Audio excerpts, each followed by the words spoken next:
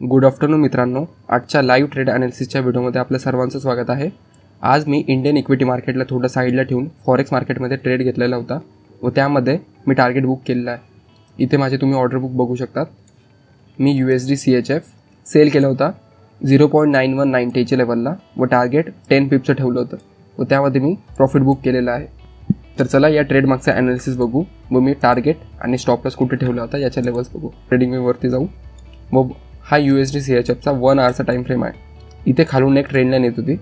सकाळी मी 8:30च्या आसपास हा ट्रेड घेतला होता व खालून एक ट्रेंड लाईन येत होती व USD CHF त्या ट्रेंड लाईनवरती जाऊन खूप वेळेस कन्सोलिडेशन करत होता।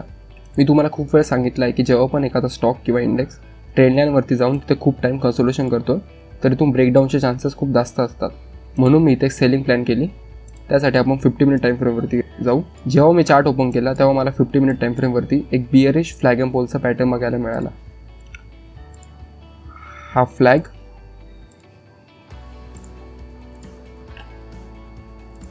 व हा एक पोल, अशा प्रकारे हा बिअरिश फ्लॅग एंड पोलचा पॅटर्न होता। जेव्हा 50 मिनिट टाइम फ्रेमवरती पॅटर्नचा ब्रेकडाऊन आला तेव्हा त्याने इथे थोडं अर्धा तास कन्सोलिडेशन केलं व रिटेस्टसाठी वर गेला। रिटेस्टला गेल्यानंतर त्याने एक शूटिंग स्टार कॅन्डल स्टिकचं फॉर्मेशन केलेलं होतं। ही एक बिअरिश कॅन्डल आहे व ती पण एकदम ट्रेंड लाईनच्या रेजिस्टन्सच्या आसपास बनली व तो एक रिटेस्ट सारखा फॉर्म झाला। म्हणून मी या रेड कॅन्डलच्या खाली सेल केलं। स्टॉप लॉस ठेवला या लेवलचा व टार्गेट USD CHF या लेवलवरती खूप टाइम त्याने कन्सोलिडेशन केलं होतं, म्हणून हा एक सपोर्ट झोन जसा वर्क झाला असता। तर म्हणून मी या लेवलला सेल केलं, या लेवलचा स्टॉप लॉस ठेवला व टार्गेट या लेवलचं ठेवलं। म्हणून इथे 1:2.5चं टार्गेटचा एक ट्रेड मला भेटला होता। तर हे टार्गेट खूप फेवरेबल आहे 1:2.5, म्हणून मी हा ट्रेड घेतला व इथे आपलं टार्गेट बुक झालेलं आहे। मी दरवेळेस माझ्या ॲनालिसिसच्या व्हिडिओमध्ये 2 टाइम फ्रेमवरती ॲनालिसिस करत असतो।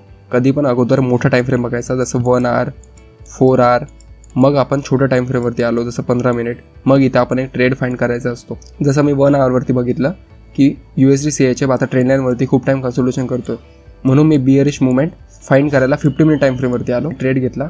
तर अशा प्रकारे टेक्निकल ॲनालिसिस खूपच चांगलं वर्क करतं प्रत्येक मार्केटमध्ये, मग ते फॉरेक्स असो, इक्विटी असो, क्रिप्टोकरन्सी असो। तर चला, आपल्याला हा व्हिडिओ आवडला असेल तर व्हिडिओला लाईक करा व चॅनलला सबस्क्राईब करा। सॅटर्डेच्या इव्हिनिंगला मी नेक्स्ट वीकसाठी फॉरेक्सचा ॲनालिसिस घेऊन येईल, तर तो व्हिडिओ तुम्ही नक्की बघा। थँक्यू।